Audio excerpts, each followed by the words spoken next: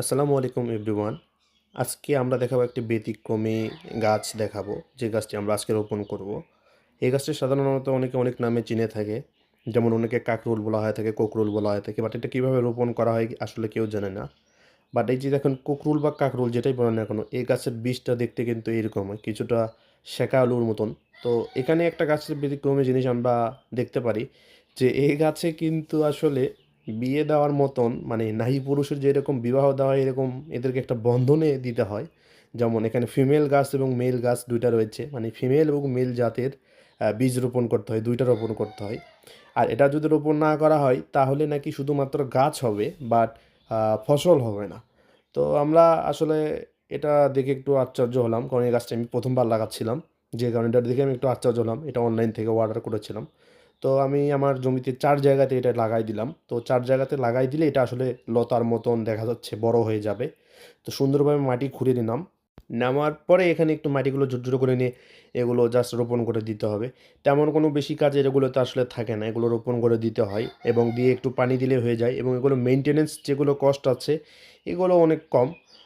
মানে সার এগুলো অনেক কিছু কীটনাশক দিতে হয় না। মানে বলতে গেলে একবার চাষ করলে এটা আ আপনার একটা টেম্পার থাকে, সিজন পর্যন্ত আপনার ফসল দিতে থাকে। তো এটা আসলে আমরা রোপণ করে দিলাম মাটিতে। তো এগুলোর জন্য চাষ করতে হয় না। কিন্তু এখানে একটা জিনিস হচ্ছে, এখানে একটু জাংলা দিতে হবে। তো যেহেতু আমরা ছোট বীজ এখন রোপণ করতেছি, এখানে এখনও জাংলা দেওয়ার কোনো পরিকল্পনা করি নাই। তো এটা আমাদের এখানে ছোট একটা ডোবা আছে, যেখানে প্রায় প্রতিনিয়ত পানি থাকি। তো সেখান থেকে পানি সেচ দিতে সুবিধা হবে, এই কারণে আমরা এই পাশে লাগাইছি। কারণ এখানে আমরা মূলত একটা মিশ্র জমি বা মিশ্র একটা প্রজেক্ট করেছি, যেখানে আ মানুষের খাবার জন্য অ জিনিসপত্র লাগাবো, এবং খামারের গরু খাবারের জন্য আমরা এখানে জিনিসপত্র লাগাবো। তো আমি জমিটা দেখে দেবো। তো দেখেন এখানে ডোবাটা রয়েছে। তো এই ডোবা থেকে আসলে পানি তোলা যায়। এখানে দেখা যায় যে 12 মাসই এখানে পানি থাকে। তো এই কারণে এই পাশে আমরা লাগাই দিয়েছি এই সাইডে। আর এই সাইডে আমরা যখন গাছটি বড় হয়ে যাবে একটা জানালা তুলবো। আর এখানে দেখতে পাচ্ছেন আমরা আ ঘাস লাগানো আছে আমাদের এখানে। কারণ এখানে ঘাস লাগানোর মূল কারণ, এখান থেকে গরুদের কিন্তু খাওয়ানো যাবে। তো এটা জমির পরিমাণ 12%। তো এটা ল্যান্ডস্কেপের জমি, মানে লম্বালম্বি একটা জমি। তো এখানে সামান্য পরিমাণে ঘাস লাগিয়ে দিয়েছি, এবং এখানে দেখতে পাচ্ছেন পেঁয়াজের চারাও রোপণ করা হয়েছে। আর এর পাশাপাশি আলুও দিয়েছি কিছুটা, এবং ওই পাশে গম দেওয়া আছে। তো এখানে পেঁয়াজের চারা আছে, এবং পেঁয়াজের চারার ভিতরে কিন্তু শাক দিয়ে দিয়েছি। কারণ শাক হয়ে যাবে, শাক কিন্তু তোলা হবে সময়ের আগেই। আর এখানে পেঁয়াজের চারার পাশাপাশি ভিতরে আমরা দেখা যাচ্ছে যে লাউয়ের চারা রোপণ করে দিয়েছি। কারণ লাউ যখন বড় হবে তখন আমরা এখানে জানালা দিয়ে দিব উপর দিয়ে যেটাকে বলা হয় থাকে জানালা নামে। ওটা দিয়ে দিব। তাহলে দেখা যাচ্ছে যে আমরা এক ঢেলে কিন্তু ৩ পাখি মারতে পারতেছি। তো এখানে গম রয়েছে। গমগুলো আসলে খাওয়ার উপযুক্ত হবে কি হবে না সেটা আসলে সঠিক বলা যাচ্ছে না। কারণ সময়েরও ব্যাপার রয়েছে। কারণ শীতকাল যখন চলে যাবে অন্য ফসল আবাদ করতে হবে। তো এইদিকে কাজ-কাম সেরে আমরা চলে আসলাম বাসায়। বাসায় আমাদের হাইব্রিড ইনভার্টার যেহেতু রয়েছে, তো এখানে ৬ মাস পর, পর আমাদেরকে ব্যাটারিগুলো আসলে এক্সচেঞ্জ করে দিতে হয়। এক্সচেঞ্জ বলতে গেলে আপনাদেরকে ব্যাটারিগুলো খুলতে হয়। খুলে এই পাশ ও পাশ করে দিতে হয়। তাছাড়া ব্যাটারির লংজিভিটিটা কমে যায়। তো বাসায় সেই কাজটাই করছিলাম। যে ৬ মাস যেহেতু হয়ে গেছে, আমরা মার্চ মাসে লাগাইছিলাম। ৬ মাস ক্রস হয়ে গেছে। এই কারণে আমরা আসলে কী করলাম, ব্যাটারিটা আসলে এক্সচেঞ্জ করে দিলাম, এবং দেখতেছিলাম যে ব্যাটারিতে অনেক পরিমাণে ময়লা জমে গেছে। এই কারণে আসলে এটা করতে হবে। এত টাকাতে একটা জিনিস করা হয়েছে।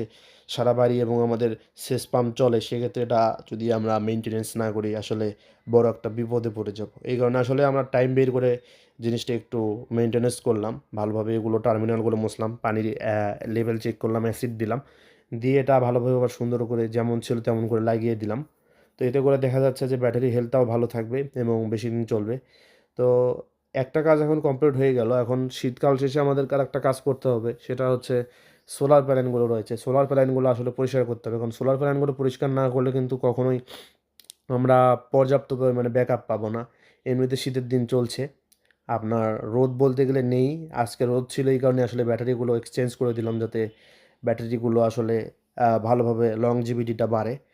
আর এদিকে ব্যাটারিগুলো চেঞ্জ করার পরবর্তীতে আমাদের একটা ছোট ভাই আছে।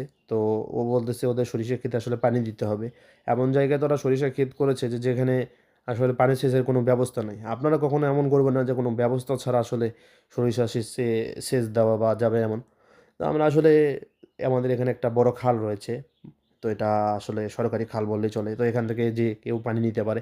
তো এখানে এসে আমাদের পেট্রোল পাম্প মেশিনটা আসলে সেট করে দিলাম ওকে, যে ও আসলে একটু সেচ দিক।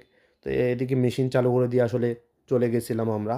তো এর পরবর্তীতে আসলে একটু অঘটন ঘটে যায়। কথায় আছে কখনো নিজের জিনিস মানুষের হাতে ছেড়ে দিতে নেই। তো ওদেরকে আমরা মেশিনটা দিয়ে আসছিলাম। তো মেশিনটা যে কোনো কারণে বন্ধ হয়ে গেছিল। ও আসলে স্টার্ট করতে গিয়েছিল। স্টার্ট করতে গিয়ে এটা হাত থেকে ছুটে যায় এই টান দেওয়ার যেটা আছে। এর পরবর্তীতে আসলে বিপত্তিটা বাধে আমার মেশিনের যে চালু হওয়ার যে ক্রাঙ্কশ্যাফট রয়েছে এটা পুরোটাই আসলে নষ্ট করে ফেলে দেয়।